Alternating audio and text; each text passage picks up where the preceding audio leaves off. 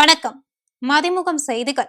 இன்றைய முக்கிய நிகழ்வுகளை பார்ப்பதற்கு முன்பாக தலைப்பு செய்திகளை பார்க்கலாம். கிருஷ்ணகிரி மாவட்டத்தில் அரசு நலத்திட்ட உதவிகள் வழங்கும் விழா. முதல்வர் மு.க. ஸ்டாலினுக்கு மக்கள் உற்சாக வரவேற்பு. 2026ஆம் ஆண்டு தேர்தலில் திமுக கூட்டணி வெற்றி பெறும். மதிமுக பொதுச் செயலாளர் வைகோ திட்டவட்டம். அதிமுக பொதுச் செயலாளர் எடப்பாடி பழனிசாமி டெல்லி செல்ல உள்ளதாக தகவல். தருமபுரி சுற்றுப்பயண தேதியில் மாற்றம். மக்கள் உயிருக்கு ஆபத்தை ஏற்படுத்தும் விலங்குகளை சுட்டுக் கொல்ல அனுமதி. அவசர சட்டத்திற்கு கேரள அமைச்சரவை ஒப்புதல். தமிழக பாஜக தலைவர்கள் டெல்லி பயணம் ஏன்? மாநில தலைவர் நயினார் பேட்டி.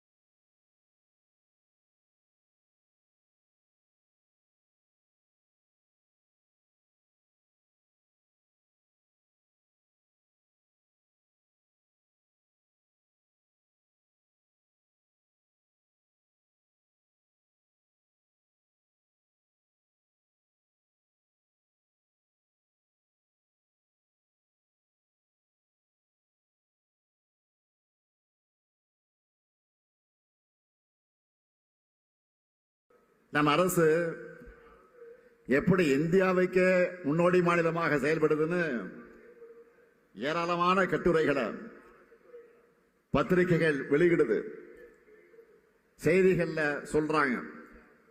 இன்னும் சொல்லணும்னா ஏராளமான வட இந்திய யூடியூப் சேனல்கள் கூட ரிசர்ச் செஞ்சு ஆய்வு செஞ்சு திராவிட மாடலை பத்தி அவங்க மாநில மக்களுக்கு எடுத்து சொல்லிட்டு இருக்காங்க. ஆனா இது எதுவுமே சிலருக்கு தெரியலன்னு சொல்றதை விட தெரிஞ்சும் மறைக்க விரும்புறாங்க. பொய்களை பரப்புறதும் களங்கம் கற்பிக்கிறதும் காலங்காலமாக அவங்களுடைய அரசியல். கொள்கையற்ற அந்த கூட்டத்துக்கு அதை தாண்டி ஒன்றும் தெரியாது. மலிவான அரசியல் பண்றவங்களுக்கு பதில் சொல்ல வேண்டிய அவசியம் இல்லை என்றாலும் வாக்களிச்ச மக்களான உங்களுக்கு பதில் சொல்ல வேண்டிய பொறுப்பும் கடமையும் எங்களுக்கு உண்டு. அதை நான் உணர்கிறேன்.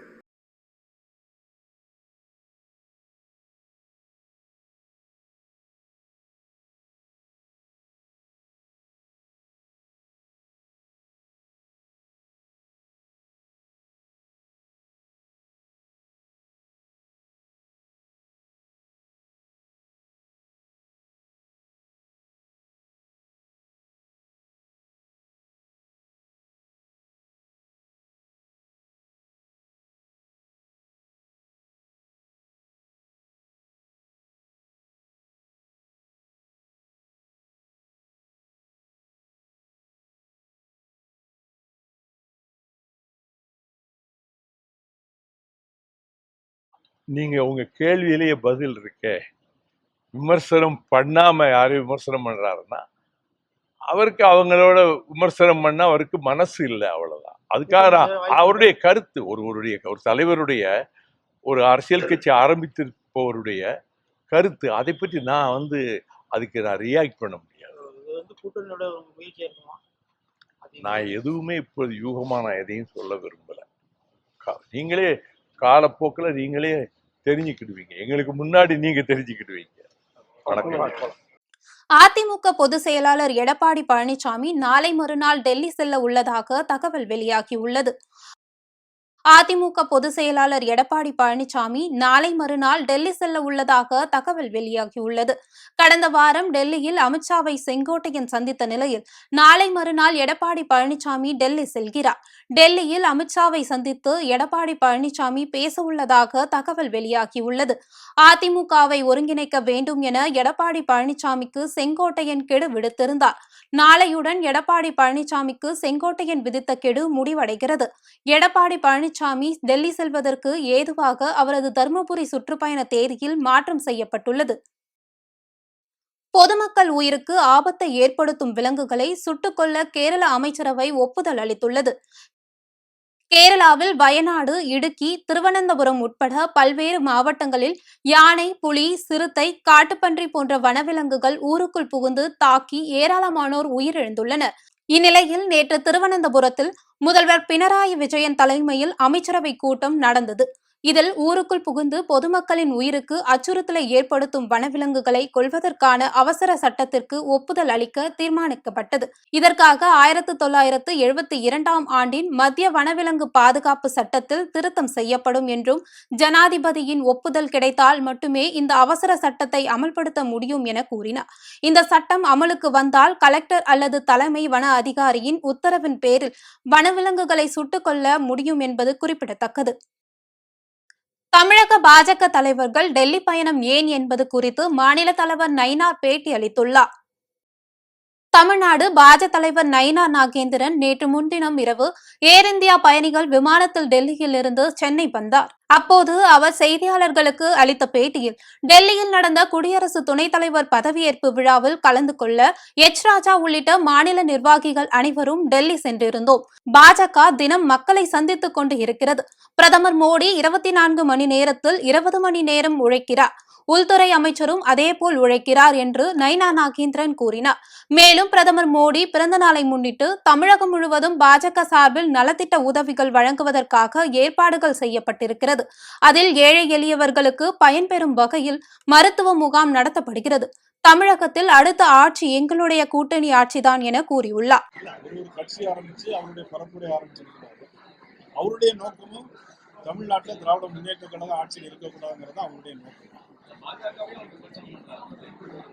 விமர்சனம் பண்ண அவர் ஒரு கட்சி ஆரம்பிச்சிருக்காரு. எந்த வகையில் விமர்சனம் பண்றது சரியா இருக்கும்?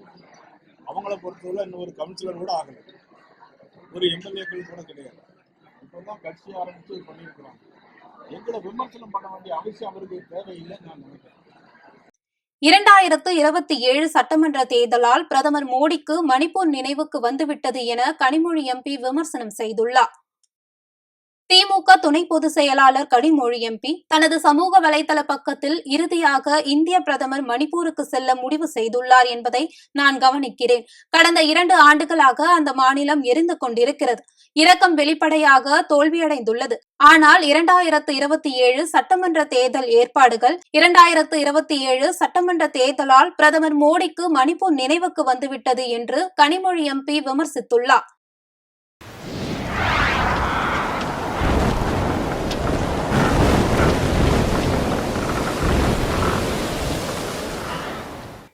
தமிழ்நாட்டில் வடகிழக்கு பருவமழை இயல்பை விட அதிகமாக பெய்யும் என வானிலை ஆய்வாளர்கள் கணித்துள்ளனர். தமிழ்நாடு மற்றும் புதுச்சேரி ஆண்டு மழை பொழிவில் அதிக மழையை வடகிழக்கு பருவமழை காலத்தில்தான் பெறுகிறது. அந்த வகையில் அக்டோபர் மாதம் 3வது வாரத்தில் தொடங்கும் பருவமழை டிசம்பர் மாதம் வரை நீடிக்கும் என வானிலை மையம் தெரிவித்துள்ளது. காற்றழுத்த தாழ்வு பகுதி மற்றும் தாழ்வு மண்டலம், புயல் என அடுத்தடுத்த நிகழ்வுகளால் மழை தரும் ஆண்டாக இந்த ஆண்டு அமையும் என்று வடகிழக்கு பருவமழை காலத்தில் குறிப்பாக நவம்பர் பிற்பகுதி மற்றும் டிசம்பர் முற்பகுதியில் அடுத்தடுத்து புயல்கள் உருவாகக்கூடும் என்றும், புயல் சின்னங்கள் டெல்டா, வட தமிழகம், தெற்கு ஆந்திர கடலோர பகுதிகளை நோக்கி நகரும் என்றும் கணிக்கப்பட்டிருக்கிறது. நடப்பாண்டு வடகிழக்கு பருவமழை ஜனவரி மாதம் வரை நீடித்து மழையை கொடுப்பதற்கும், குளிர்காலமான ஜனவரி பிப்ரவரியில் இயல்புக்கும் அதிக மழை பதிவாக வாய்ப்புகள் அதிகம் உள்ளது எனவும் சொல்லப்பட்டுள்ளது. இசைஞானி இளையராஜா தமிழ்நாட்டின் பெருமை, அவரை கொண்டாடுவதும் நம் கடமை என முதலமைச்சர் மு.க. ஸ்டாலின் தெரிவித்துள்ளார். இது ஒரு பொன்மாலை பொழுது என நேற்றைய மாலை ராஜாவின் ராகங்களோடு கரைந்து போனாலும் உள்ளத்தில் உறைந்து நிற்கிறது என்று முதல்வர் மு.க.ஸ்டாலின் புகழ்ந்துள்ளார். இசைஞானி தமிழ்நாட்டின் பெருமை, அவரை கொண்டாடுவது நம் கடமை என்று முதல்வர் மு.க.ஸ்டாலின் தெரிவித்துள்ளார். சென்னை தமிழக அரசு சார்பில் இளையராஜாவுக்கு நடந்த பாராட்டு விழாவில் ரஜினிகாந்த் பேசியதாவது: அதிசய மனிதர் என்றால் அது இளையராஜாதான். என் கண்ணால் பார்த்த அதிசயம் இளையராஜா. அனைத்து மக்களின் நாடி நரம்பு ரத்தத்தில் அவரது பாடல்கள் உறைந்துள்ளது. கூலி படத்தில் கூட அவரது பாடல்களை பயன்படுத்தினோம். இசைஞானியாக அவரை எல்லோருக்கும் தெரியும். 50 ஆண்டுகளாக இசையமைத்து வருகிறார். 50 வருடங்களில் 1500 படங்கள், 8000 பாடல்கள் உட்பட பல சாதனைகளை படைத்திருக்கிறார். இது சாதாரண விஷயம் இல்லை என புகழ்ந்துள்ளார். 82 வயதிலும் சிம்போனி இசையை அரங்கேற்றும் செய்கிறார். இளையராஜாவின் உலகமே வேறு. அதனால்தான் அவரை இன்கிரெடிபிள் இளையராஜா என்று சொல்கிறோம். இளையராஜாவுக்கு இருக்கும் திமிரை யாரும் கேள்வி கேட்க முடியாது. அதற்கு மிகவும் தகுதியான ஆள் அவர்தான். இசைஞானி இளையராஜா என புகழாரம் சூட்டினார். இந்நிலையில் விழா கோலாகலமாக நிறைவடைந்தது. ராஜா, ராஜாதி ராஜன் இந்த ராஜா. நேற்று இல்லை, நாளை இல்லை, எப்பவும் நீ ராஜா. நம்முடைய இசைஞானி அவர்கள் கலை தாய்க்கு மட்டும் சொந்தமானவர் அல்ல, தமிழ் தாய்க்கும் சொந்தமானவர். இசைஞானி அவர்களை பாராட்டுறதுல நாம தான் பெருமை அடைகிறோம். இந்த சிறப்பான விழாவில் ஒரு அறிவிப்பை வெளியிடாம நான் இருக்க முடியுமா? இசைத்துறையில ஆர்வத்தோடு சிறந்த இசையை படைக்கிற இசை கலைஞர்களை ஊக்குவிக்கிற விதமா தமிழ்நாடு அரசின் சார்பில் இனி ஆண்டுதோறும் இசைஞானி இளையராஜா பேரில் விருது வழங்கப்படும் மகிழ்ச்சியோடு அறிவிக்கிறேன். நமது இளையராஜாவின் சாதனைகளுக்கு எந்த மகுடம் சூட்டினாலும் அது சாதாரணம் தான். அப்படிப்பட்ட மேதைக்கு இந்தியாவின் உயரிய விருதான பாரத ரத்னா விருது வழங்கப்பட வேண்டும் என்ற ஆவலை இந்த மேடையில் நின்று உங்கள் அனைவரின் சார்பில் தமிழ்நாட்டு மக்கள் மட்டுமல்ல உலகெங்கும் இருக்கக்கூடிய ராஜாவுடைய ரசிகர்கள் சார்பில் இந்த விழாவிலே நான் தெரிவிக்க விரும்புகிறேன். நீங்கள் எதற்காக எனக்கு இந்த பாராட்டு விழாவை நடத்தினீர்கள் என்பது எனக்கு பிடிபடவே மாட்டேங்கிறது. எதற்காக என்பதில் சொல்லிவிட்டீர்கள், நீங்கள் சொல்லிவிட்டீர்கள், சாதாரணமாக சொல்லிவிட்டீர்கள். எனக்கு அந்த என்னால முடியல. மகிழ்ச்சி. தங்கம் விலை பவுனுக்கு ரூபாய் 160 குறைந்த நிலையில் வெள்ளியின் விலை மேலும் அதிகரித்துள்ளது. அதாவது தங்கம் விலை கிராமுக்கு ரூபாய் 20 குறைந்து 1 கிராம் ரூபாய் 10,220க்கும், பவனுக்கு ரூபாய் 160 குறைந்து 1 பவுன் 81,760க்கும் விற்பனையானது. அதே நேரத்தில் வெள்ளி விலை நேற்று மேலும் அதிகரித்தது. நேற்று வெள்ளி விலை கிராமுக்கு ரூபாய் 1 உயர்ந்து 1 கிராம் ரூபாய் 143க்கும், கிலோவுக்கு 1000 ரூபாய் குறைந்து பார்வெள்ளி 1,43,000 ரூபாய்க்கும் விற்பனையானது.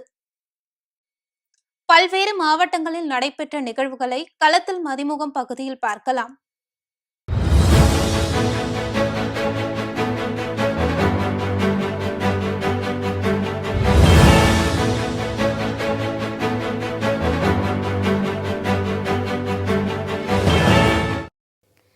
விஜயின் அரசியல் பயணம் குறித்து கருத்து தெரிவிக்க விருப்பமில்லை என்றும், விஜய் வருகையால் திமுக வாக்கு வங்கி பாதிப்பு இல்லை என மதுரையில் கனிமொழி எம்பி தெரிவித்துள்ளார். மதுரை தமுக்கம் மைதானத்தில் நடைபெற்று வரும் புத்தக கண்காட்சியின் 8ஆம் நாள் நிகழ்ச்சியில் தூத்துக்குடி பாராளுமன்ற உறுப்பினர் கனிமொழி கலந்து கொண்டு புத்தக கண்காட்சியை பார்வையிட்டார். இதனைத் தொடர்ந்து அங்குள்ள புத்தக தான பெட்டிகள் புத்தகங்களை தானமாக வழங்கிய அவர் தெற்கில் எழுச்சி என்ற தலைப்பில் உரையாற்றினார். திருப்பத்தூர் மாவட்டம் வாணியம்பாடி அடுத்த ஜனதாபுரம் பகுதியில் குடியிருப்பு பகுதிக்குள் சுமார் 10 அடி நீளமுள்ள மலைப்பாம்பு ஒன்று சுருண்டு படுத்திருந்தது. அவ்வழியாக சென்ற பொதுமக்கள் அந்த மலைப்பாம்பை பார்த்து அலறியடித்து ஓட்டம் பிடித்தனர். இது குறித்து தகவல் அறிந்த வாணியம்பாடி வனத்துறையினர் மற்றும் தீயணைப்பு துறையினர் விரைந்து சென்று சுமார் 10 அடி நீளமுள்ள அந்த மலைப்பாம்பை லாவகமாக பிடித்து வனப்பகுதியில் விட்டனர். இதனால் சிறிது நேரம் அப்பகுதியில் பரபரப்பான சூழல் நிலவியது. காஞ்சிபுரம் ஒன்றியத்துக்குட்பட்ட திம்மசமுத்திரம் ஊராட்சி சித்தேரிமேடு கிராமத்தில் ஸ்ரீ வெள்ளேரி அம்மன் ஆலயம் புனரமைக்கப்பட்டு கும்பாபிஷேக ஏற்பாடுகள் நடைபெற்றது. கும்பாபிஷேக விழாவை முன்னிட்டு விக்னேஸ்வர பூஜை, மகா கணபதி ஹோமம், நவகிரக வாமம் நடைபெற்று அன்று மாலை வாஸ்து சாந்தி, முதற்கால யாக சாலை பூஜைகள், அஷ்டபந்தனை சான்றிதழ் உள்ளிட்ட பல்வேறு நிகழ்வுகள் நிறைவு பெற்றது. அதனைத் தொடர்ந்து இன்று 2ஆம் கால யாகசாலை பூஜைகள் நடத்தப்பட்டு பல்வேறு புனித நதிகளில் இருந்து கொண்டுவரப்பட்ட புனித நீர் அடங்கிய கலசம் புறப்பாடு நடைபெற்று கோபுர கலசம் மீது புனித நீர் ஊற்றி கும்பாபிஷேகம் விமர்சையாக நடைபெற்றது. இந்நிகழ்வில் சுற்று வட்டாரத்தில் இருந்து பங்கேற்ற 1000க்கும் மேற்பட்ட பொதுமக்களுக்கு கோவில் நிர்வாகம் சார்பில் அன்னதானம் வழங்கப்பட்டது. பக்தர்கள் அனைவரும் சுவாமி தரிசனம் செய்தனர். வேலூர் சத்துவாச்சாரி விஜயராகவபுரம் பகுதியை சேர்ந்த பேருந்து ஓட்டுநர் ரமேஷ் கடந்த 11ஆம் தேதி அரப்பாக்கம் அருகே சாலையில் நின்று கொண்டிருந்த போது எதிர்பாராத விதமாக பேருந்து மோதியதில் படுகாயமடைந்தார். இந்நிலையில் ரமேஷ் உடனடியாக ராணிப்பேட்டை பூட்டுத்தாக்கில் உள்ள சிஎம்சி மருத்துவமனையில் அனுமதிக்கப்பட்டு சிகிச்சை பெற்று வந்தார். அங்கு அவருக்கு மூளை சாவு ஏற்பட்டது. இதனை அடுத்து ரமேஷின் மனைவி மஞ்சுளா மற்றும் உறவினர்கள் அவரின் உடல் உறுப்புகளை தானம் செய்ய முன் வந்ததை அடுத்து நுரையீரல், கல்லீரல், சிறுநீரகம், கண்கள் என பல உறுப்புகளை மருத்துவமனைகளுக்கு தானமாக வழங்கப்பட்டது. இதயம் பயன்படுத்தப்படவில்லை என்பதும் குறிப்பிடத்தக்கது. வேலூர் சத்துவாச்சாரி கெங்கையம்மன் ஆலயத்திலிருந்து திருமலை திருப்பதி தேவஸ்தான ஆலயத்திலிருந்து 2 திருக்குடை வழங்கவும் விழாவும் ஊர்வலமாக கொண்டு செல்லும் நிகழ்ச்சியும் நடைபெற்றது. பின் பக்தி பஜனை பாடல்களும் பாடப்பட்டது. இந்த திருக்குடை ஊர்வலத்தை துவங்கிய பின்னர் பம்பை, செண்டை மேளம் உள்ளிட்ட மேளதாளங்கள் முழங்க வரதம் மற்றும் பாரம்பரிய சிலம்பாட்ட கலைகளுடன் திருமலை திருப்பதி திருக்குடை ஊர்வலமானது நகரின் முக்கிய வீதிகளின் வழியாக கொண்டு செல்லப்பட்டு வேலூரில் உள்ள திருமலை திருப்பதி தேவஸ்தானத்திற்கு சொந்தமான ஆலயத்தில் திருக்குடைகள் ஒப்படைக்கப்பட்டது. இந்த நிகழ்ச்சியில் திரளான பெண்கள் கலந்து கொண்டனர். வேலூர் மாவட்டம் பெருமுகை அடுத்த பிள்ளையார்குப்பத்தில் தனியார் கல்லூரி வளாகத்தில் அரசின் மாதிரி பள்ளியானது செயல்பட்டு வருகிறது. இங்கு 11 மற்றும் 12ஆம் வகுப்பு மாணவிகளின் அறிவியல் கண்காட்சி மற்றும் கடற்சார் பொறியியல் துறை, வேளாண் துறை, மருத்துவம், பொறியியல், விஞ்ஞானம் உள்ளிட்டவைகளின் கண்காட்சியானது நடைபெற்றது. இதனை வேலூர் மாவட்ட ஆட்சியர் சுப்புலட்சுமி துவங்கி வைத்தார். மேலும் மாணவர்களின் கண்காட்சியினையும் பார்வையிட்டார். அப்போது மாணவர்கள் தங்களின் அறிவியல் விஞ்ஞான செய்முறைகள் குறித்து ஆட்சியருக்கு விளக்கி கூறினார்கள். இவ்விழாவில் முதன்மை கல்வி அலுவலர் தயாளன் உள்ளிட்டோரும் திரளான மாணவ மாணவிகளும் ஆசிரியர்களும் கலந்து கொண்டனர். ஆன்மீக பெருமக்களால் போற்றப்படும் திருவண்ணாமலை கிரிவல பாதையில் உள்ள சந்தைமேடு பகுதியில் வேத ஆகம ஆன்மீக கலாச்சார மாநாடு இன்று நடைபெற்றது. இந்த ஆன்மீக கலாச்சார மாநாட்டில் தமிழகத்தின் பல்வேறு மாவட்டங்களில் இருந்தும் 1008 சிவாச்சாரியார்கள் கலந்து கொண்டு சிவபூஜை நடைபெற்றது. தொடர்ந்து அண்ணா நுழைவு வாயிலில் இருந்து கலாச்சார மாநாடு ஊர்வலம் நடைபெற்றது. இந்த ஊர்வலத்தில் ஏராளமான ஆண்கள் மற்றும் பெண்கள் அம்மன், முருகர் உள்ளிட்ட பல்வேறு சாமி வேடம் அணிந்து ஊர்வலத்தில் கலந்து கொண்டனர். தருமபுரி மாவட்டம் தொப்பையாறு அணை பகுதியில் மாவட்ட ஆட்சித்தலைவர் ஆர். சதீஷ் தலைமையில் வடகிழக்கு பருவமழை காலத்தில் பேரிடர் மீட்பு நடவடிக்கைகள் குறித்த ஒத்திகை விழிப்புணர்வு நிகழ்ச்சி நடைபெற்றது. எதிர்வரும் வடகிழக்கு பருவமழை காலத்தில் ஆறு, ஏரி, குளம் மற்றும் நீர்நிலைகள் உள்ள இடங்களில் ஏற்படும் பேரிடர்களை எதிர்கொள்வது குறித்த விழிப்புணர்வு ஒத்திகை நிகழ்ச்சி தீயணைப்பு துறை மூலம் தருமபுரி மாவட்டம் தொப்பையாறு அணை பகுதியில் இன்று நடைபெற்றது. மாவட்ட ஆட்சித்தலைவர் சதீஷ் இந்த நிகழ்ச்சிக்கு தலைமையேற்று தீயணைப்பு வீரர்களை ஊக்கப்படுத்தினார். தீயணைப்பு துறையில் உள்ள நவீன உபகரணங்களை கொண்டு மனிதர்கள் மற்றும் வீட்டு விலங்குகளை பேரிடர் காலங்களில் எவ்வாறு மீட்பது என்பது குறித்து தத்ரூபமாக செயல் விளக்கம் செய்து காண்பிக்கப்பட்டது. மாவட்ட காவல் கண்காணிப்பாளர் மகேஸ்வரன், மாவட்ட வருவாய் அலுவலர் கவிதா, கோட்டாட்சியர் காயத்ரி உள்ளிட்ட பலர் இந்த விழிப்புணர்வு நிகழ்ச்சியில் பங்கேற்று பேசினர். இந்த நிகழ்ச்சிகளுக்கான ஏற்பாடுகளை மாவட்ட தீயணைப்பு அலுவலர் செல்வி அம்பிகா செய்திருந்தார். காசாவில் மருத்துவமனை மீது இஸ்ரேல் ராணுவம் நடத்திய வான்வழி தாக்குதலில் 12 குழந்தைகள் உட்பட 32 பேர் பலியாகியுள்ளனர். காசாவில் மருத்துவமனை மீது இஸ்ரேல் ராணுவம் நடத்திய வான்வழி தாக்குதலில் 12 குழந்தைகள் உட்பட 32 பேர் பலியாகியுள்ளனர். கடந்த 2023ஆம் ஆண்டு தலைநகர் ஜெருசலேமில் நுழைந்த காசா அமைப்பினர் தாக்குதல் நடத்தினர். இதில் 1200க்கும் மேற்பட்டோர் பலியாக்கினர். மேலும் 250 பேரை பணைய கைதிகளாக கடத்தி சென்றனர். இதற்கு பதிலடியாக காசா மீது இஸ்ரேல் போர் கொடுத்தது. 2 ஆண்டுகளாக தொடரும் இந்த போரில் இதுவரை சுமார் 64,700 பேர் பலியாகியுள்ளனர். இந்த சூழலில் இந்த போரை நிறுத்தும்படி உலக நாடுகள் இஸ்ரேலை வலியுறுத்தி வருகின்றன. ஆனால் அமாஸ் அமைப்பினர் முற்றிலும் அழியும் வரை தாக்குதல் தொடரும் என இஸ்ரேல் பிரதமர் பெஞ்சமின் நேட்டன்யாகு எச்சரிக்கை விடுத்திருந்தார். இந்நிலையில் அமாஸ் அமைப்பினரின் கடைசி கோட்டையாக உள்ள காசா நகரை குறிவைத்து இஸ்ரேல் சரமாரி வான் தாக்குதல் நடத்தியது. இதனால் பொதுமக்கள் அனைவரும் அங்கிருந்து வெளியேறுமாறு முன்னதாகவே எச்சரிக்கை விடுக்கப்பட்டது. தொடர்ந்து நடைபெற்ற தாக்குதலில் அங்குள்ள ஒரு மருத்துவமனை கட்டிடம் இடிந்து தரைமட்டமானது. இதில் 12 குழந்தைகள் உட்பட 32 பேர் பரிதாபமாக உயிரிழந்தனர். இதனை அடுத்து நோயாளிகள் அனைவரும் அருகிலுள்ள வேறு மருத்துவமனைக்கு மாற்றப்பட்டனர். மீண்டும் தலைப்பு செய்திகள். கிருஷ்ணகிரி மாவட்டத்தில் அரசு நலத்திட்ட உதவிகள் வழங்கும் விழா. முதல்வர் மு.க. ஸ்டாலினுக்கு மக்கள் உற்சாக வரவேற்பு. 2026ஆம் ஆண்டு தேர்தலில் திமுக கூட்டணி வெற்றி பெறும். மதிமுக பொதுச் செயலாளர் வைகோ திட்டவட்டம். அதிமுக பொதுச் செயலாளர் எடப்பாடி பழனிசாமி டெல்லி செல்ல உள்ளதாக தகவல். தருமபுரி சுற்றுப்பயண தேதியில் மாற்றம். மக்கள் உயிருக்கு ஆபத்தை ஏற்படுத்தும் விலங்குகளை சுட்டுக் கொல்ல அனுமதி. அவசர சட்டத்திற்கு கேரள அமைச்சரவை ஒப்புதல். தமிழக பாஜக தலைவர்கள் டெல்லி பயணம் ஏன்? மாநில தலைவர் நயினார் பேட்டி. இத்துடன் செய்திகள் நிறைவடைந்தன. மீண்டும் செய்திகள் காலை 8 மணிக்கு. மேலும் செய்திகளை தெரிந்து கொள்ள மதிமுகம் பிரைம் யூடியூப் தளத்தில் இணைந்திருங்கள்.